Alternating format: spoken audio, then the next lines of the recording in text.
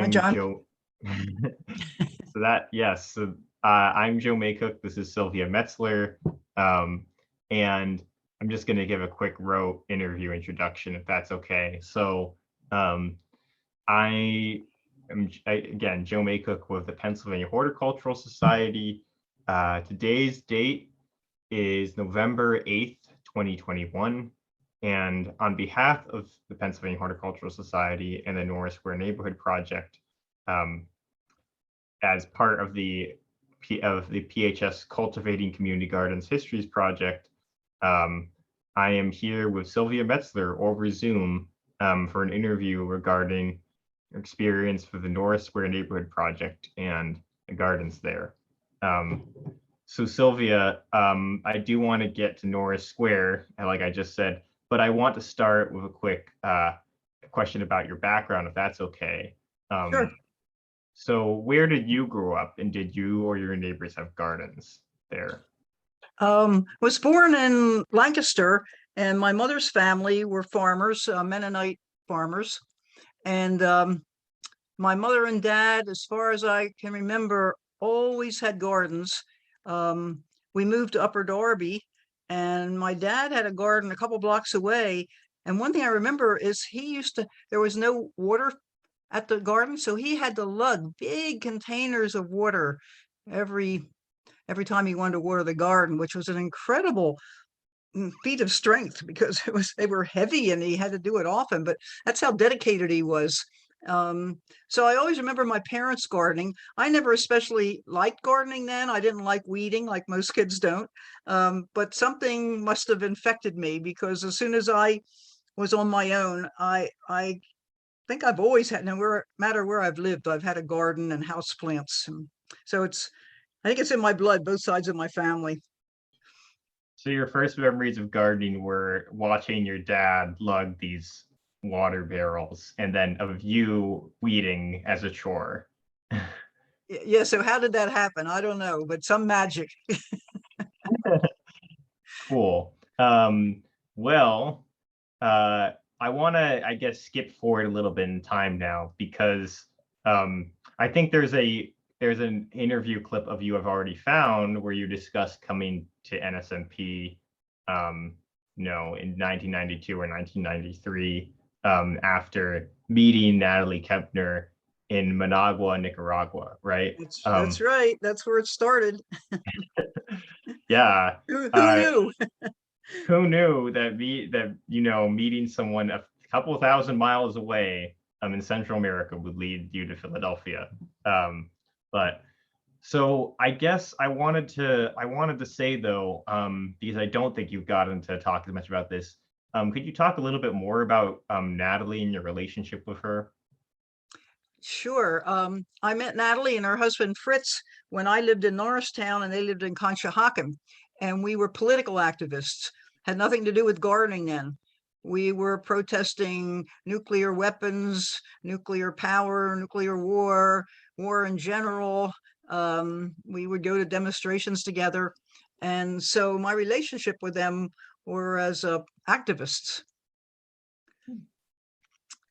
And so then in the 80s, we were all pretty much upset with what was happening in Central America, with the US funding of the Contra in Nicaragua, and our supporting bad regimes as we saw them in El Salvador and Honduras. So we were all very involved with Central America solidarity work. And so that's what caused me to eventually go and work and volunteer in Nicaragua as a nurse practitioner. And Natalie was there with a delegation learning about what was happening on the ground politically. And I was one of the speakers for her delegation. So as you heard from the other interview, Natalie says, well, what are you going to do when you come back to the United States? And I'm like, I don't know. I just know it has to be something different than I was doing before. And then she makes her plea, well, I want you to get involved with Norris Square Neighborhood Project. And I did. And so then you come back to Philadelphia specifically, no longer Norristown, but Philadelphia, 1992 or 1993. And so then you meet, I believe, who is the director at the time was Carol Keck. That's right. Sister Carol Keck. Okay. Yeah. Could you also talk a little bit about Sister Carol? Sure. She was a force. She had been principal at the local elementary school and got on the board of Norris Square, and then eventually became the director, and very savvy. She was also the director of UNAD, United Neighbors Against Drugs, trying to clean the neighborhood up of drug dealing. And so she ran both organizations, and she really cared about the neighborhood, really cared about the children, a savvy fundraiser, also a little prickly to get along with. And she and I had our ups and downs, but basically we worked together, and eventually I became president of the board with her still as director, and we worked together. So she was there for many years, and then eventually, left for family reasons, but spent a lot of years. And then through her and Norris Square, I met Tomasita Romero and Iris Brown and Ginny Burgos, and many women who were also involved with Norris Square, and that also became dear friends of mine. Yeah. Okay. I want to get to those people because you mentioned Tomasita Romero and Ginny Burgos. Is that right? Her in Spanish it was Eugenia Burgos. She was on the board, and she's the one that persuaded me to buy a house in the neighborhood. I was just from being in Nicaragua, I had decided I was going to be less into consumerism and materialism, and I was going to live lightly, and I wasn't going to have a car, and I wasn't going to buy a house, and she persuaded me I really needed to buy a house if I wanted to be part of the neighborhood. So I ended up moving right back. Our houses were back to back, and we spent many an hour over the back fence talking about all kinds of things, including Norris Square and the neighborhood and how to make things better. So back to back. That would be down Palethorpe Street, right? Right. She lived on 2nd Street, and so our backyards met. Oh, I see. Okay. So you were basically on either side. You were basically like one end of Las Parcelas today. Yeah. So you come here in 1992. You come in or 1993. Eugenia. Yeah, I called her Jeannie or Ginny. Yeah, Ginny. But in English, it would be Eugenia. Okay. But the A was pronounced Eugenia. Yeah, I've seen that name spelled out, but never tried to pronounce it before now. So, but so it took me a long time to figure it out too. Okay, but so you come here in 1992, 1993. What do you see in the lot that is the day that is a budding you and Ginny to the north in what is today Las Parcelas? What is it like then at that point in time, 1992, 1993, when you first come here? What do you hear? What do you see? Well, Las Parcelas, which now is gorgeous, was full of trash. There had been row homes there, and small row homes, the whole block, and the people who lived there mainly worked in the many factories that once were all over Kensington. But then many of them deteriorated, were torn down. The basements were filled up with whatever junk the city had, and put a thin layer of soil on top of them, and then it became a dumping ground. And that wasn't the first one that Iris Brown and Tomasita reclaimed. It was a much smaller plot, and the way they tell that story, it was like 18 times that they planted it, and 17 times the drug dealers dug it all out again till it finally took. So then they had their sights set on this bigger piece of land. It was many empty house lots, and I cannot take any credit for it. People always think, oh, Sylvia, you did that. No, I did not do that. The neighbors who did it. And then I came in, Johnny come lately, to help, because I was working full time, but really was supportive in whatever way I could. And that was just a really inspiration to see the hard work and determination and the ingenuity of people like Tomasita and Iris to take on a job like that. And but Philadelphia Green and the Pennsylvania Horticulture Society, I don't know what we would have done without them. I mean, incredible. Eileen Gallagher and the staff were just amazing in all they did to help us. So you kind of came in on the late end in terms of the efforts, in terms of the point of cleaning it up, but you came in early enough to see, the state that the lot was in before it became Las Parcelas, before Norris Square became a green country town, et cetera. Yeah. With, I think that's when I still lived in an apartment on Hancock Street. By the time I moved there in '96, it had been transformed. Okay.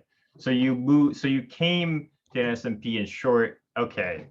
That helps me think through the timeline a little bit. You came to NSNP in 1992 or 1993 as someone involved in the neighborhood, but it took until 1996 for you to move there. But well, I moved there in '93 in an apartment on right. But then I didn't move to my house till '96. Yeah. Okay. So as this is going on, when you're in the Hancock Street apartment, right? You very shortly became a board member, right? Could you describe? Right. Yeah, could you describe that process a little bit?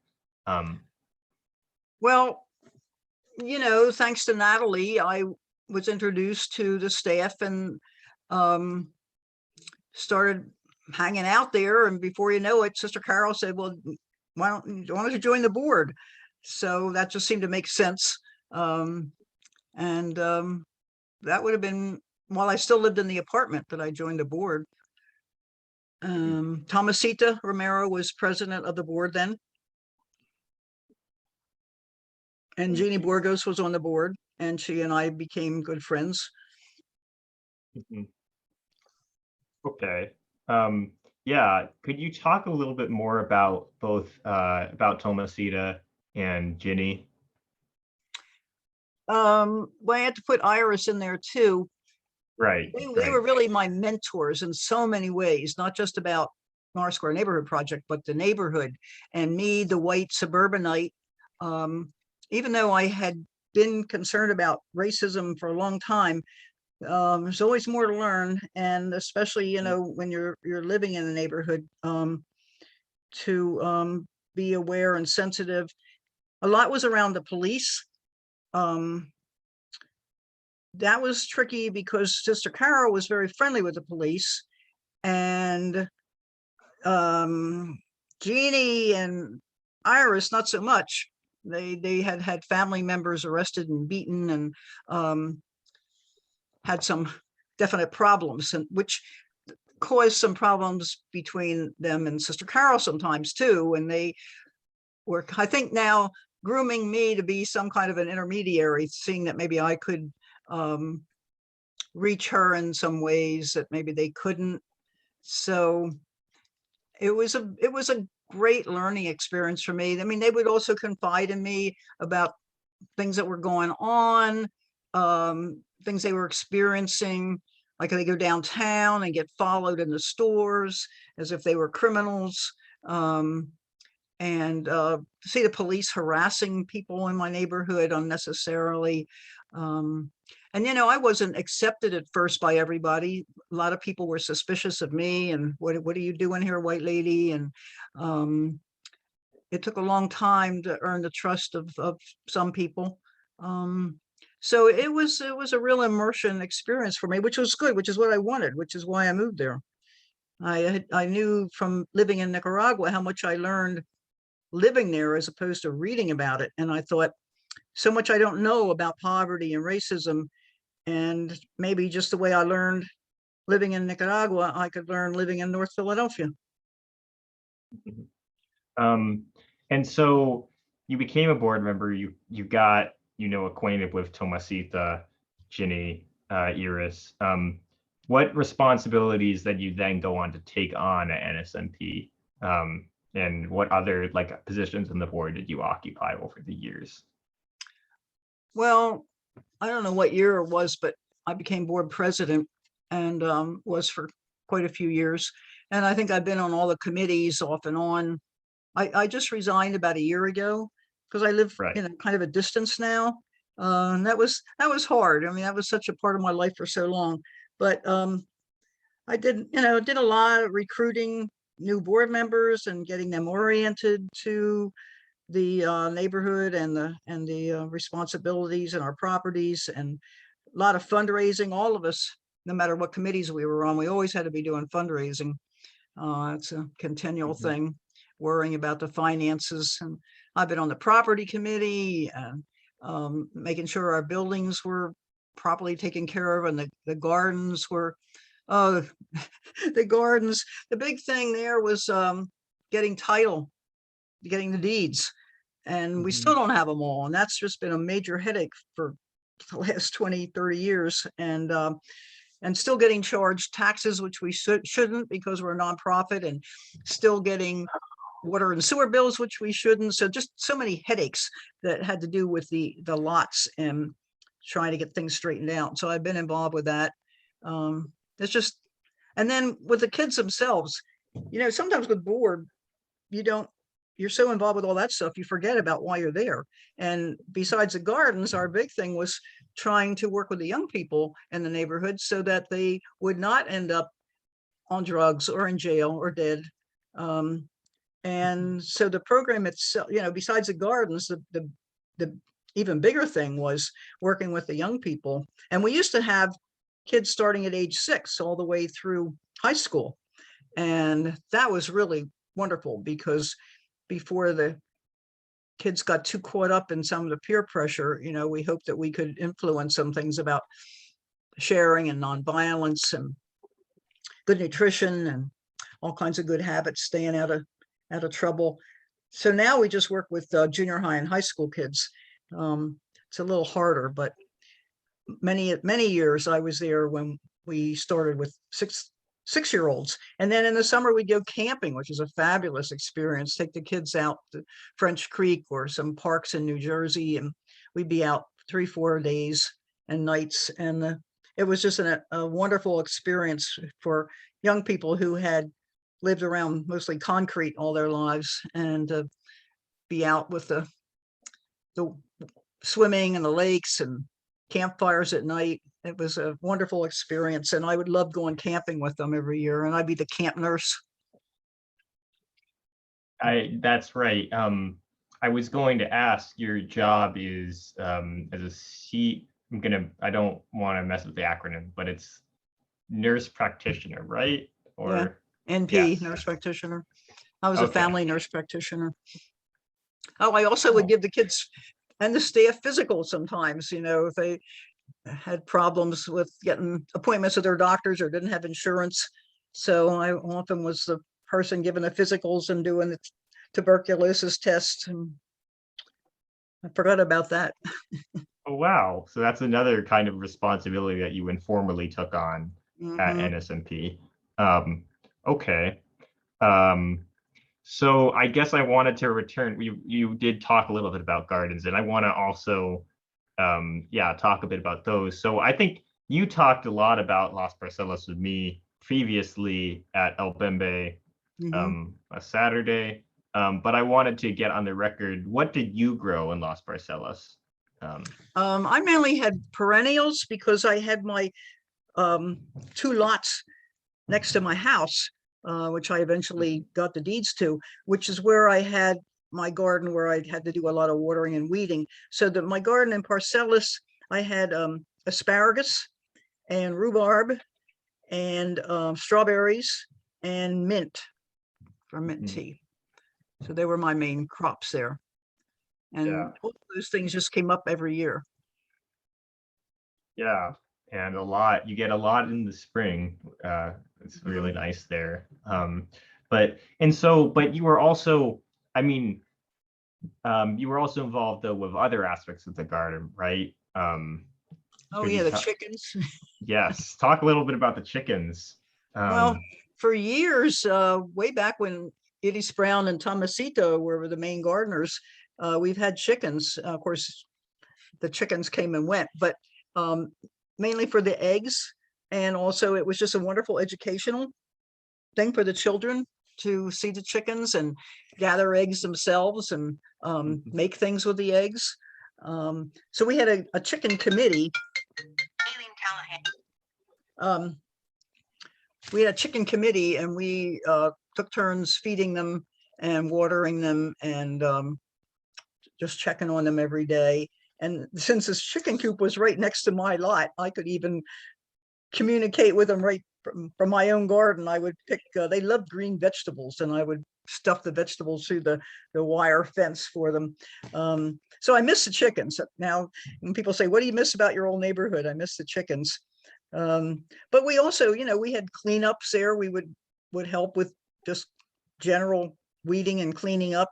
And we'd had parties there. We had picnics. We had classes on medicinal herbs and how to can and all kinds of educational programs.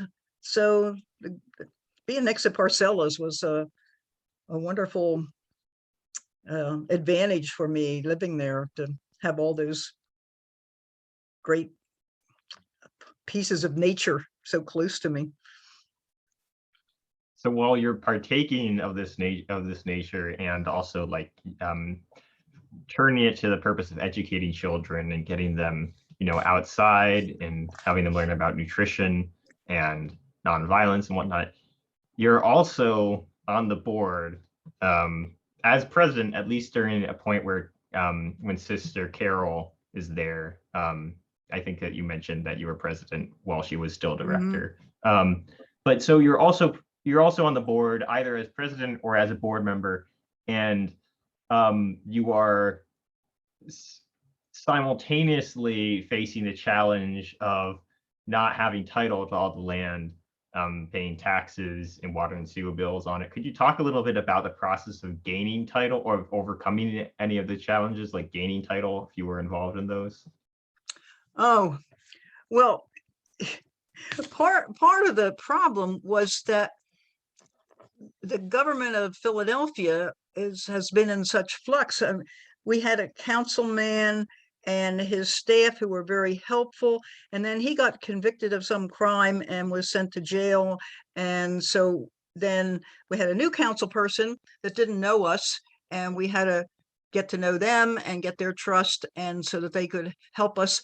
And then we would get so far with the redevelopment authority or the housing authority with steps we had to take, and then we get a new mayor, and the mayor would get rid of that person and hire somebody new who didn't know us, and we had to start all over again. And that happened over and over again with different council people, with different mayors, with different heads of the redevelopment authority, with heads of the housing authority.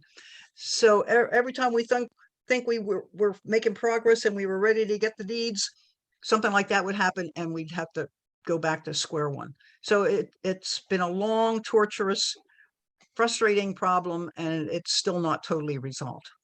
Mm-hmm. And it's been 20, 30 years. Yeah. Oh, but John, another thing is that back then, nobody wanted those lots. Now everybody wants them. The developers want them. If they don't want to build on them, they want to just get them and then flip them, make money on them. So now we have that on top of, it was hard when nobody wanted them. Now gentrification has set in big time. Yes, this is a familiar story in Philadelphia. We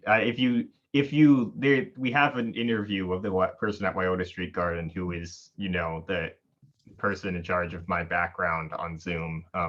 And he talked a lot, like his lot originally was nothing in like 1974 or whatever, and now it is $1 million apparently. So there you go. That's right. Yeah. But I don't want to derail that. I don't want to derail the conversation with this. I want to get back to, again, these challenges. And one thing that I found in the public record regarding them, when I searched your name, it came up with some testimony from you on November 14th, 2016, at a Philadelphia Water Department stormwater special rate hearing on behalf of NSNP. And you talked a bit about NSNP and Las Parcelas in, as your testimony. I think that was the bulk of it. We're like kind of following up on then director Justin Trezza and what he had said on behalf of NSNP. So could you talk a little bit more about that process? I don't even remember it. It's like, this is news. I did that. I don't remember. I mean, I'm sure Justin spoke up much better than I did. He was our director and excellent. And he works with the Horticulture Society now, right? Yes, he does. Yeah, he's on my advisory board. So no, that's completely fair. I wanted to ask. I think that your testimony was worth reading, though. So what'd I say? well, what did I say? You talked specifically about like the benefit of the gardens for the kids, and how I could probably pull up the link. I could send you the link if you want, but Okay. because the stenographer recorded everything, but like you talked specifically a lot about the benefits of the gardens for the kids and how it was an onerous toll. The benefits of the gardens for the kids and for the environment, and how it was an onerous toll for you, a nonprofit, who is providing this clear benefit to the community, to have to pay for the stormwater, to not be exempt from the stormwater rate, or whatever. Right. I don't remember the exact thing. I do believe that was that many community, I'm not sure if Norris Square is exempt from it, but I know many other community gardens did become exempt from it. We have another interview where I talked with someone else who testified. So I'm sure it was helpful testimony, but I hope so. Well, I mean, I'm pretty sure that we were supposed to be exempt from them, but we weren't, and just because of bureaucratic snafus and complicated rules and changing officials, so right. Anyway. Right. Okay. So I think you've also, this is a question that, moves a little bit more from gardens and your work with Las Parcelas. I also wanted to get a little bit of context again on just your general civic engagement and your broader history of activism. You've talked a bit about your anti-war activism in the 1980s and how it was kind of, foundational for your stay in Nicaragua, and then eventually your move to, Norris Square. But I wanted to also get on your recent activism, because one of the first things that came up when I Googled your name was a case for reparations for slavery that I think you authored with the Philadelphia Ethical Society. Is that right? Mm-hmm. Yeah, I'm a member there. Mm-hmm. Yes. So could you talk a little bit more about that in this context? Well, I've been a member of the Philly Ethical Society since I retired, which is 2014. And one of the things I do there, I co-chair a small group called the Ending Racism Task Force. And we are very concerned about not just our white people's individual racism, but systemic racism. And so our mission statement is to get rid of our individual racism as much as we can, but also systemic institutional racism. So I've been involved with that group for many years, and we write articles for our newsletter and other things. And then as a result of that, we joined a group called Power. Philadelphia is organized to, oh my God, I can't remember what the acronym is now. But anyway, it's a coalition of churches and mosques and synagogues in Philly, Protestant, Catholic, Jewish, Muslim, Quakers, Unitarians, Ethical Society. And the main thing is to deal with systemic racism in education, in police, criminal justice, in economics, and the environment.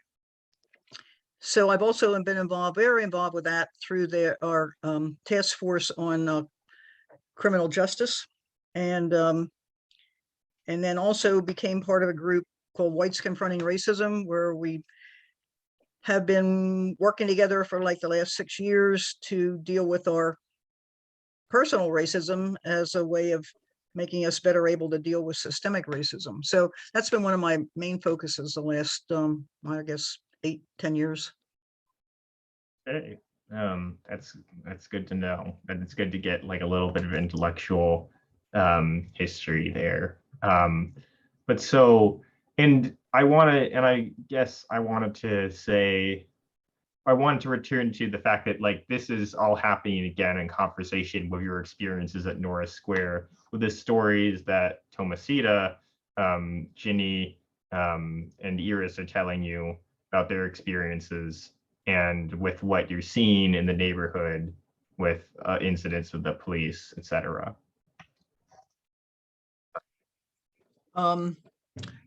What's been really profound is having lived there long enough to see children being born and grow up through grade school and high school, and then even into their 20s, and the pressures and forces on them. If they came from a family that was not real stable, it was just very easy for them to fall into the peer pressure of not taking, for instance, maybe not taking school seriously, or getting involved with drugs, girls getting pregnant. And then even the kids who had really stable families, that peer pressure was so strong that it was very hard. And several times I had new families that actually moved far away because as long as they lived there, they felt like they couldn't battle the peer pressure any longer, that it was too strong, pulling their kids into habits that were just so negative.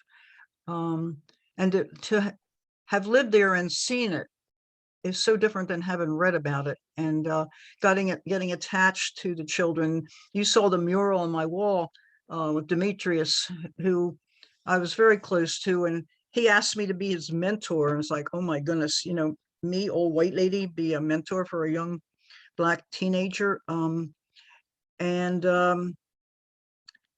he stayed away from drugs for a long time, but eventually got pulled into it, was selling marijuana, and in what they called a weed house. And he got arrested. And his mother and I, really talked with him, don't go back. He said, I'm not going to, I'm through with it. I'm not going to. But he said he went back to get his sneakers. And another kid who wanted to have control of that particular territory, they got into a fight and he got shot in the head and killed. Okay.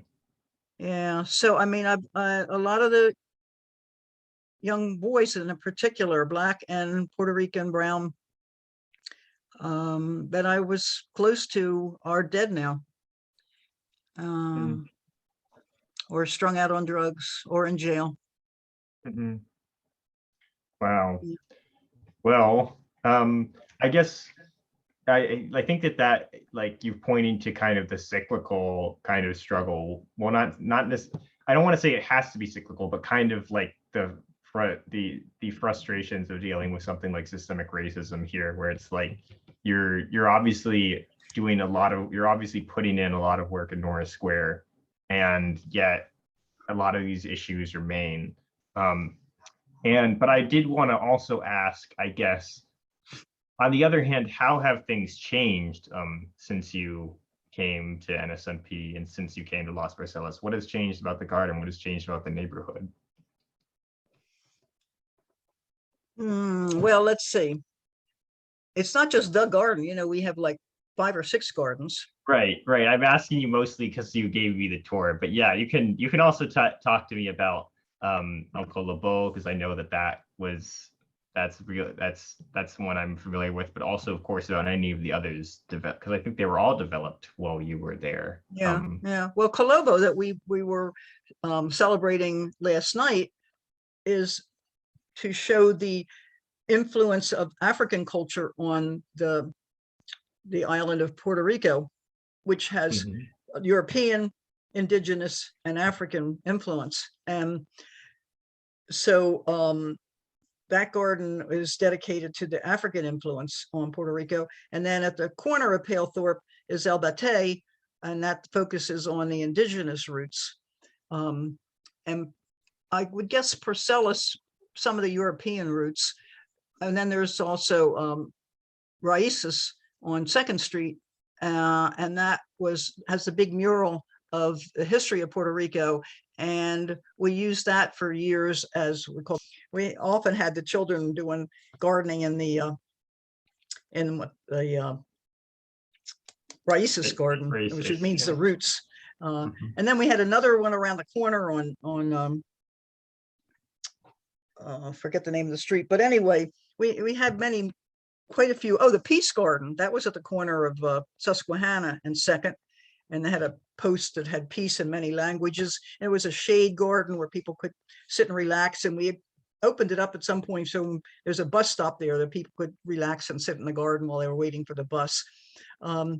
So over the years, there were more and more gardens, and which was keeping green space. That was so important to me, that we don't concrete everything up. I mean, if we let them go to developers and speculators, pretty soon there are going to be more houses and more concrete and less green.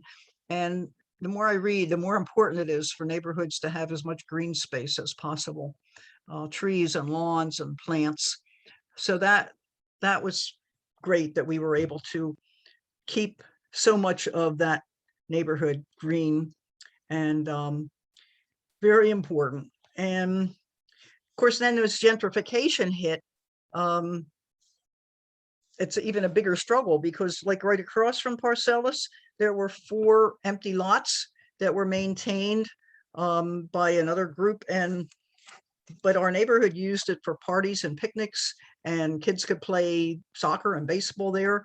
But now somebody's bought one of those lots, and it's going to get developed, and it's no longer available. So I think gentrification, while people argue, there's certainly some benefits from it, there's also just the opposite of benefits. I think it's hurting our neighborhood in a number of ways, which is very hard to see. When I drive down Palethorpe now and I see these 3-story buildings with like fancy deck roofs on the top of the 3rd floor, that doesn't fit with our neighborhood at all. And wealthy people from New York moving in, that for the most part probably don't care too much about the neighborhood. I don't know, I shouldn't say that because I don't know that, but I worry about it. Right. Which is natural. But so I wanted to ask also, do you have any favorite stories about any of the gardens? I think you or about their development, about your fight to preserve green space while you were there. As soon as you said favorite stories, you know what popped into my mind? A favorite story of camping. That also works. Okay. Go ahead. All right. So we go out, and one of the first things after we get tents put up and is to go out and find a little roadside stand and buy corn, because one of the things that kids love, we would have the coals, and we would roast corn and potatoes and have this great dinner. And so I usually had my car, so I would go out to buy the corn, and I would take a couple of the kids with me.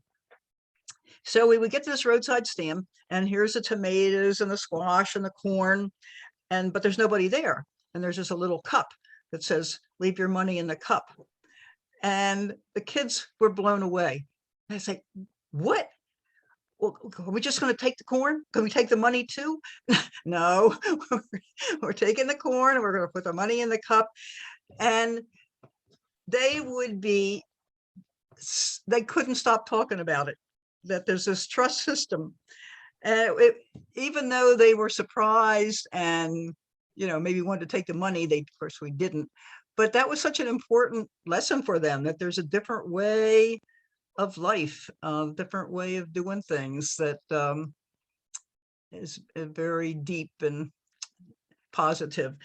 But the looks on their faces would just, you needed to have a camera right there, because the incredulity of them. And then, of course, here they are in Philly with noise, the sirens and the ice cream trucks and just all kinds of clattering noise and traffic. And we get out in the woods and they're freaked out because of the noise, the crickets. I can't sleep. It's too noisy. Those crickets are driving me crazy. But they would complain and complain. But did they want to go back again next year? You bet they did. They loved it. And that was a really important part of Norris Square, and still is. And that if we stray from it, I always urge us to remember, let's get back to that was Natalie Kempner's thing. We need to get kids out into nature.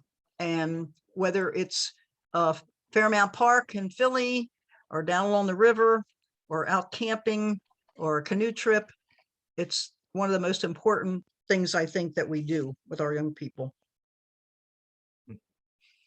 So I wanted to, I guess, well, you talked about, like, you know, continuing Natalie Kempner's legacy and whatnot, right? And also we've talked again about, like, you know, you being on the board. But so I wanted to, I guess, establish now, when did you move out of the neighborhood? A year ago, August, Oh, okay. would have been 2019.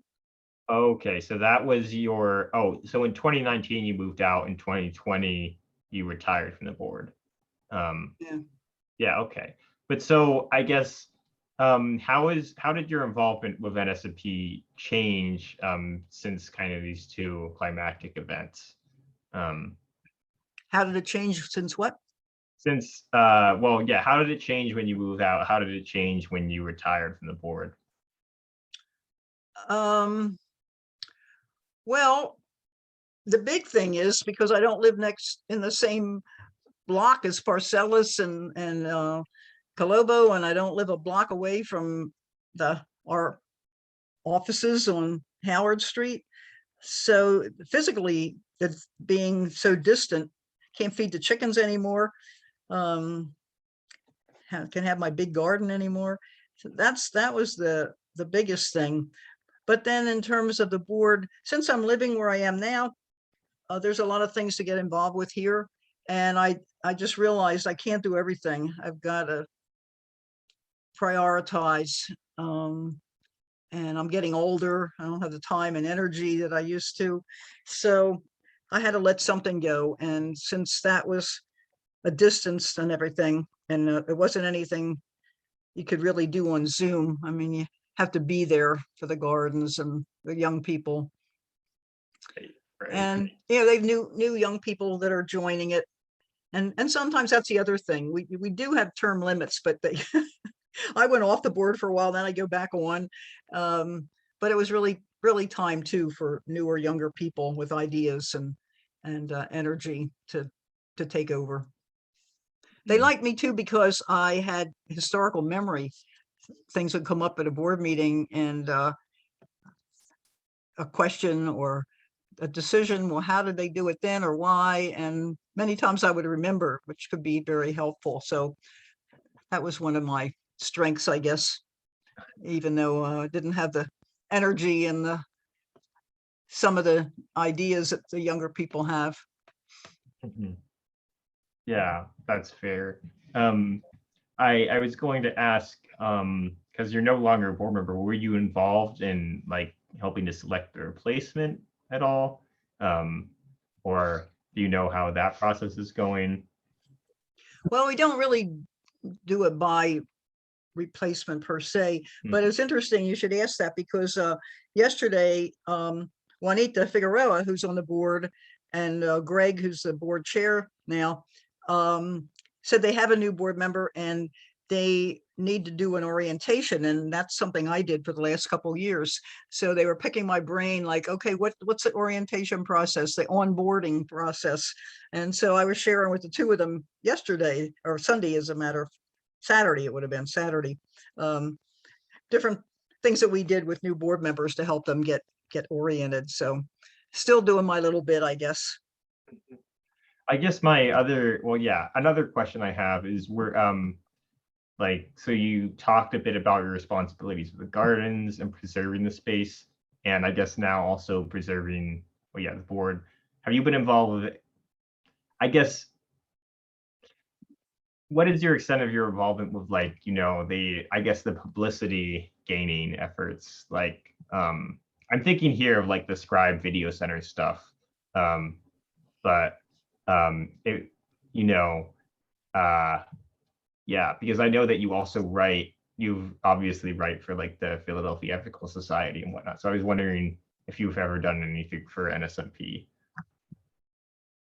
Well, you know, every year, a couple times a year, we send out fundraising letters on the drive, and they ask board members to submit names of our friends, family, neighbors, whoever.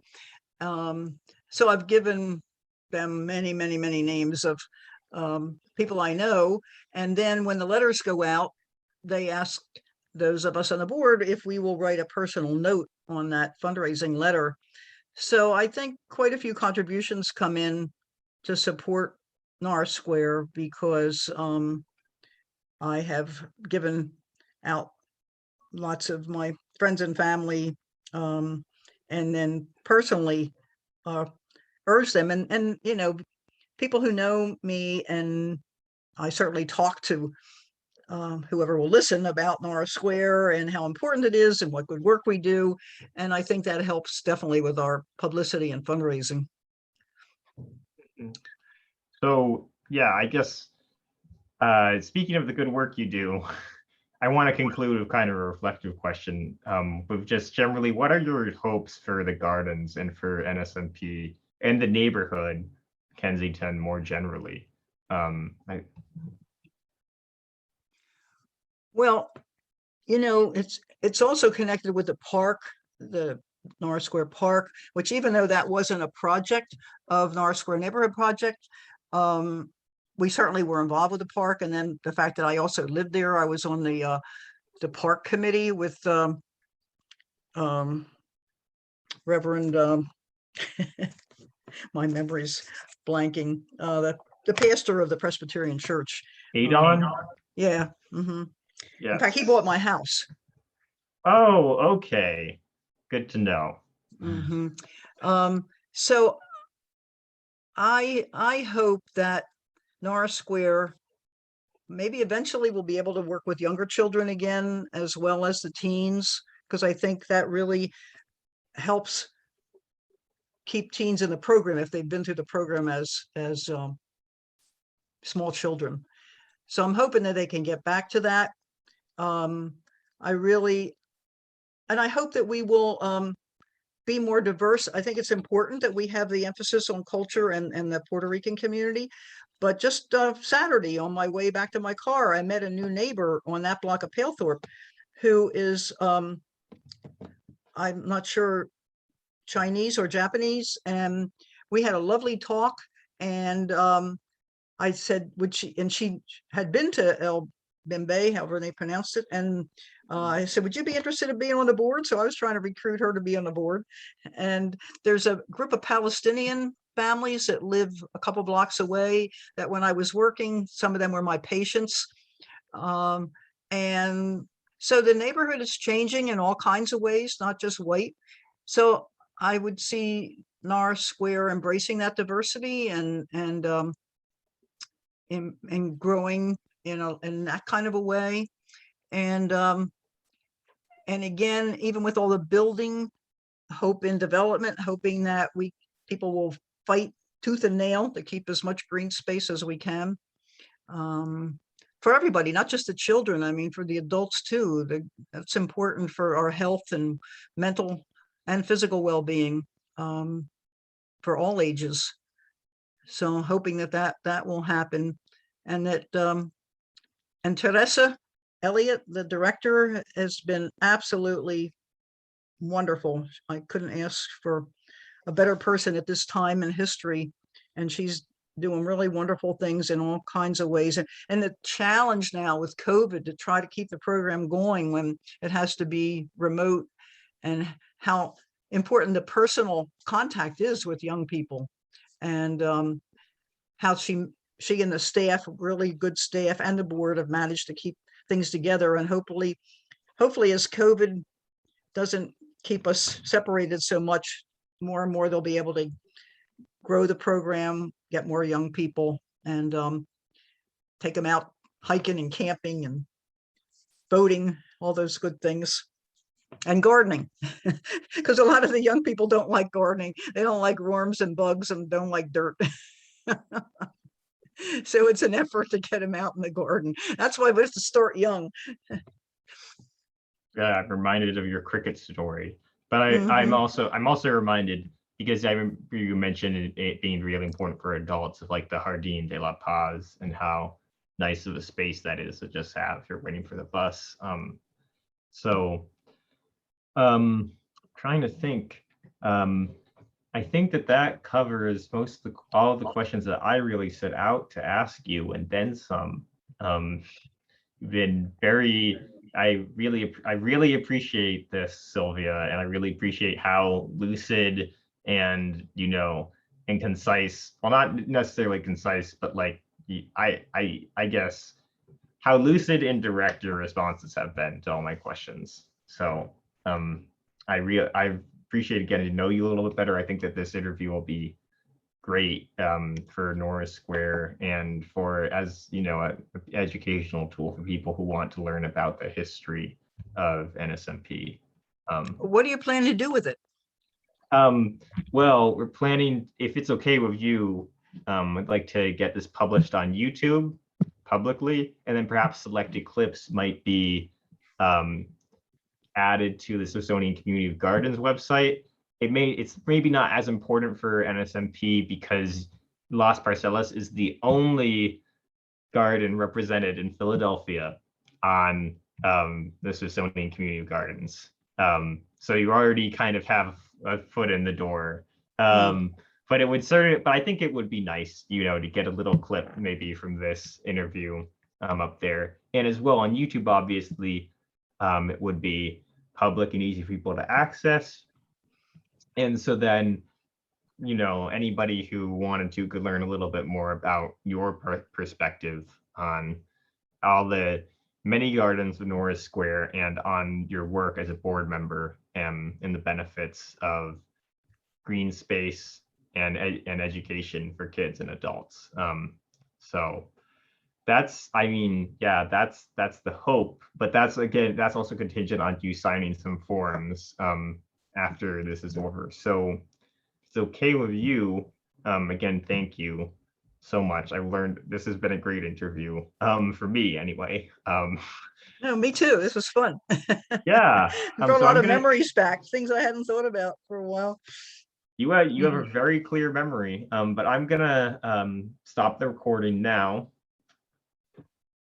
Just turn it off.